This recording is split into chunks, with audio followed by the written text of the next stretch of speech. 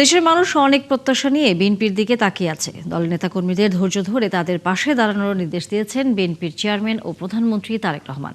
নির্বাচনে নিরঙ্কুশ বিজয়ের পর প্রথমবারের মতো নয়াপল্টনে দলের কেন্দ্রীয় কার্যালয়ে অফিস করলেন প্রধানমন্ত্রী।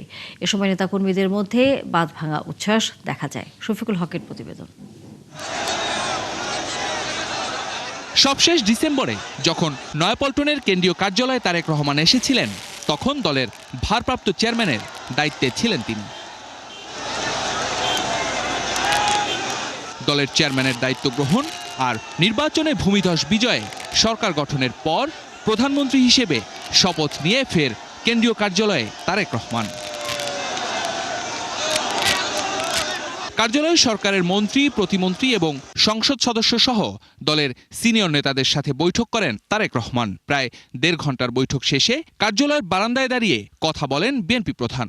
আমাকে সাংগঠনিক কাজে অফিসে আসতে হবে, কিন্তু প্রতিদিন যদি রাস্তা এইভাবে করে বন্ধ করে দেওয়া হয় তাতে কিন্তু দলের বদনাম হবে, মানুষের কষ্ট হবে। ঠিক আছে, এইভাবে প্রতিদিন রাস্তা বন্ধ করা যাবে না। যেভাবে সাধারণ স্বাভাবিক বিষয়, সেটি আমাদেরকে চেষ্টা করতে হবে যাতে স্বাভাবিক থাকে সবকিছু। দেশের মানুষ বিএনপির দিকে তাকিয়ে আছে জানিয়ে তারেক রহমান বলেন, এমন কিছু করা যাবে না যাতে জনগণ কষ্ট পায়। মানুষ অনেক প্রত্যাশা নিয়ে দলের দিকে তাকিয়ে আছে।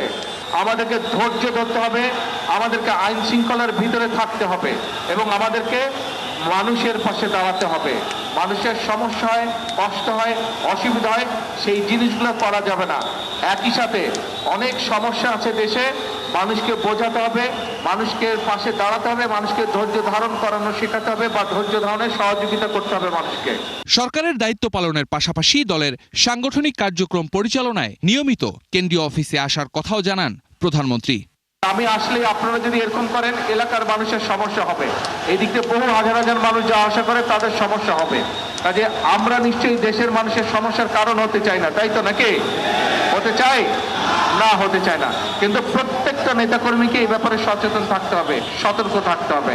এদিকে দলের শীর্ষ নেতাকে কাছ থেকে দেখতে দুপুরের পর থেকে নয়াপল্টন ও আশপাশের এলাকায় জড়ো হন বিএনপির নেতা, কর্মী আর সমর্থকরা। রাত 9:45টার দিকে তারেক রহমান যখন কার্যালয় থেকে বের হন, সে সময়ও নেতাকর্মীদের ছিল সরব উপস্থিতি।